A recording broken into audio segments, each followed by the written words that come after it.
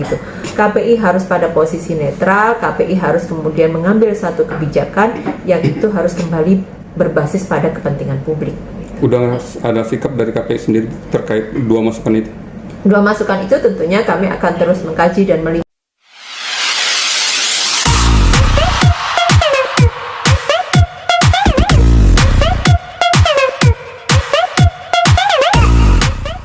Tiga bawang dulu ya. Ada. Ya Ibu, mungkin perlu sedikit pencerahan nih untuk masyarakat bahwa seperti apa sih sikap KPI ketika melihat ada public figure yang melakukan sebuah kekerasan?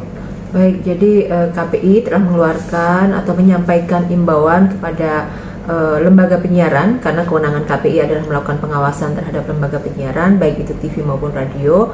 Kita meminta agar lembaga penyiaran tidak memberikan ruang untuk glorifikasi pelaku KDRT. Jadi ini penting disampaikan ke masyarakat agar masyarakat memahami betul bahwa KDRT adalah satu kejahatan yang tidak bisa ditoleransi, bahwa KDRT ini harus kalau mendapatkan perilaku ataupun kekerasan dalam rumah tangga maka harus melapor ke pihak yang berwajib, dan juga kemudian harus menguatkan korban agar ketika sudah melapor itu tetap berani, tetap konsisten dengan laporannya tanpa kemudian ada potensi-potensi dan peluang-peluang berdamai, peluang-peluang untuk mencabut laporan dan lain sebagainya. Karena sekali lagi ini memberikan edukasi bagi publik yang sangat baik ketika satu korban dalam public figure yang hari ini sedang kita bincangkan itu memberi contoh yang baik kepada masyarakat.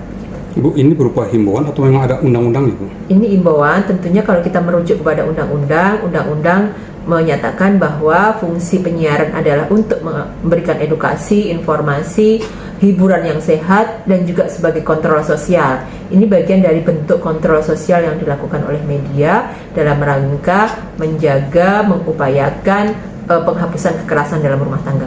Oke, ketika ini adalah sebuah kontrol sosial, maka tidak hanya pelaku, tapi orang-orang yang mendukung juga akan bersikap seperti itu? Saya kira begini, ketika kita itu fokus pada pelaku, maka kita ini akan mengajarkan kepada publik bahwa perilaku ini tidak bisa ditoleransi dan ini bukan lagi menjadi ruang-ruang privat yang hanya diselesaikan oleh antar para pihak yang kemudian sedang bersengketa atau dalam keluarga, tapi ini adalah harus bisa kemudian dilihat dan disaksikan oleh publik bahwa ini adalah perilaku yang kemudian harus dilaporkan. Ini menjadi ruangnya bukan semata-mata ruang privat begitu. Oke, tadi Ibu juga sempat menyebut bahwa jangan sampai ada penarikan pelaporan seperti itu. Itu harusnya disampaikan oleh media, bahwa media itu juga harus mengedukasi, menguatkan korban. Kita tahu persis bahwa kondisi korban KDRT, korban kekerasan yang lain itu punya potensi-potensi kerentanan, ada trauma bonding dan lain sebagainya. Maka butuh penguatan, baik itu nanti bisa disampaikan oleh media melalui program talk show, program siaran lainnya, atau kemudian melalui iklan layanan masyarakat. Media harus tampil di depan untuk mengedukasi publik. Korban harus kemudian dikuatkan, pelaku harus kemudian diberikan efek jera begitu. Bu, kalau misalnya dari apa yang kasus yang sekarang bergulir, ketika korban mencabut laporan, apakah itu bisa dikatakan bahwa korban mentolerir pelaku itu? Tentu kalau proses itu sepenuhnya kemudian kita serahkan kepada pihak yang berwajib. Jadi KPI tentunya ini menghimbau kepada ranah yang kemudian diawasi KPI, yakni televisi dan radio. Terlepas dari sudah dicabut atau sekarang harus wajib lapor dan lain sebagainya, sepenuhnya itu ada di kepolisian. KPI tidak bisa kemudian melakukan intervensi proses penegakan hukum yang sekarang sedang berproses. Tapi ada sikap KPI, Bu, ketika ada orang-orang di sekitar pelaku itu yang mendukung itu? Saya kira objek kita ketika bicara KDRT adalah pelaku dan korban begitu ya. Terlepas dari kemudian publik yang lain ada yang pro dan kontra, itu kan menjadi pendapat publik dalam menerima fakta bahwa ada public figure yang seperti itu. Gitu. Seperti apa melihat masukan dari para netizen terutama nih? Ya, memang benar 3 hari terakhir ini KPI mendapatkan masukan yang sangat signifikan banyak dari para netizen. Ada 2 hal yang sudah disampaikan netizen, yang satu pro, yang satu kontra. Ada yang meminta boykot Lesti Bilar dan ada yang satu lagi Lesti tetap di hati. Nah, ini kan ada dua masukan yang kemudian kedua-duanya harus dipertimbangkan dan diterima oleh KPI. KPI tidak bisa kemudian memilih hanya salah satu saja, tentunya begitu. KPI harus pada posisi netral, KPI harus kemudian mengambil satu kebijakan yang itu harus kembali berbasis pada kepentingan publik. Udah ada sikap dari KPI sendiri terkait dua masukan itu?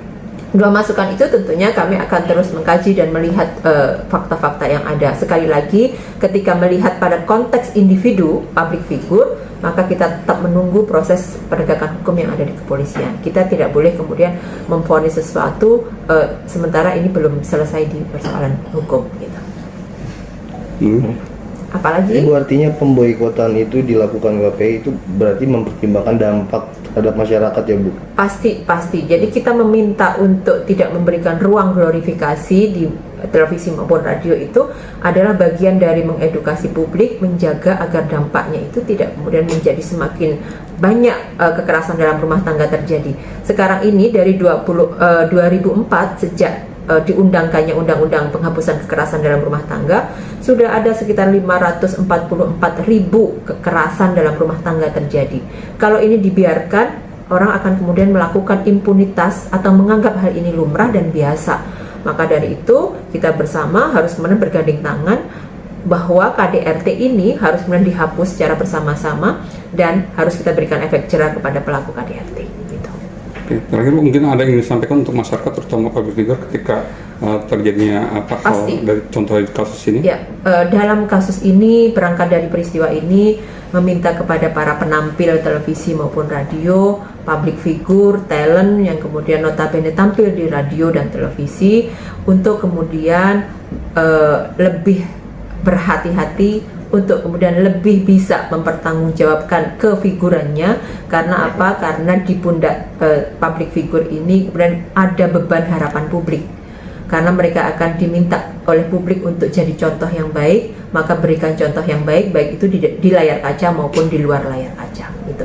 Untuk masyarakat, saya mengapresiasi dan berterima kasih atas dukungannya kepada Komisi Penyiaran Indonesia, dan kami mengapresiasi karena apa? Masyarakat sudah mulai cerdas, kritis terhadap fenomena dan menjadi kontrol sosial yang baik untuk apa yang dilakukan public figure. Gitu. Oke. Bu, sekali lagi Bu, tentang penegasan aja nih Bu. Ya. Artinya bahwa pemboikotan itu atau pelarangannya atau himbauan lah, Ya, seperti himbauan ya Bu ya. Himbauan itu hanya untuk kasus pelaku ya Bu ya, pelaku KDRT ya. Jadi kalau imbauan ini, kalau kita flashback ke beberapa waktu yang lalu, KPI pernah menyampaikan imbauan kepada lembaga penyiaran berkaitan dengan untuk tidak mengglorifikasi pelaku kekerasan seksual. Itu sudah pernah terjadi begitu ya. Dan ini kemudian karena ada momentum public figure yang kebetulan ada persoalan dalam rumah tangga, maka KPI segera menegaskan kepada seluruh lembaga penyiaran agar lembaga penyiaran berhati-hati memilih talent, pembawa program, pengisi program dan lain sebagainya, ataupun bahkan di materi programnya. Jangan sampai mengeksploitasi ataupun menampilkan KDRT, mengglorifikasi KDRT sebagai sebuah kejahatan yang biasa-biasa saja dan bisa ditoleransi begitu. Oke Bu, makasih Bu. Oke.